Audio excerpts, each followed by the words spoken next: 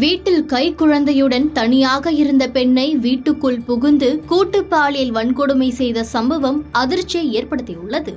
அடுத்தடுத்து அங்கு அரங்கேறிய சம்பவம் பரபரப்பை கிளப்பியுள்ளது. அங்கு நடந்தது என்ன, விரிவாக பார்க்கலாம்.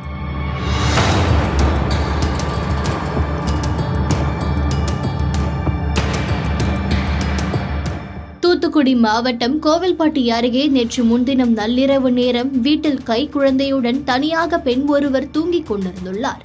அப்போது பெண்ணின் வீட்டிற்குள் மது போதையில் புகுந்த 2 பேர் குழந்தையின் கழுத்தில் கத்தியை வைத்து மிரட்டி அந்த பெண்ணை பாலியல் வன்கொடுமை செய்துவிட்டு தப்பிச் சென்றுள்ளனர்.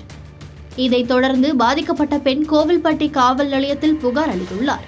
புகாரின் பேரில் வழக்கு பதிவு செய்த போலீசார் நடத்திய தீவிர விசாரணையில் மாரியப்பன் என்பவரை கைது செய்து விசாரணை மேற்கொண்டனர்.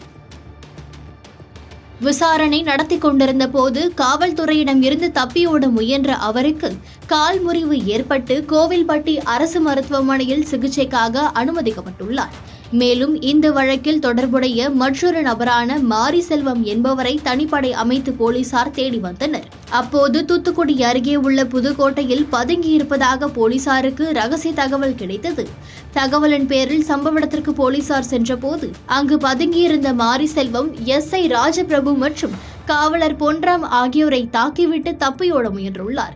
இதையடுத்து பாதுகாப்பு கருதி போலீசார் மாரி செல்வத்தை துப்பாக்கியால் சுட்டு பிடித்தனர். அவரை மீட்ட போலீசார் தூத்துக்குடி அரசு மருத்துவக் கல்லூரி மருத்துவமனைக்கு அனுப்பி வைத்தனர். இந்த சம்பவத்தில் காயமடைந்த காவல் உதவி ஆய்வாளர் ராஜபிரபு மற்றும் காவலர் பொன்ராம் இருவரும் சிகிச்சை பெற்று வருகின்றனர். கை குழந்தையுடன் தனியாக இருந்த பெண்ணை மிரட்டி கூட்டு பாலியல் வன்கொடுமை செய்த சம்பவம் அதிர்ச்சி ஏற்படுத்திய நிலையில் குற்றவாளிகளை போலீசார் துப்பாக்கியால் சுட்டுப்பிடித்த சம்பவம் பரபரப்பை ஏற்படுத்தியுள்ளது.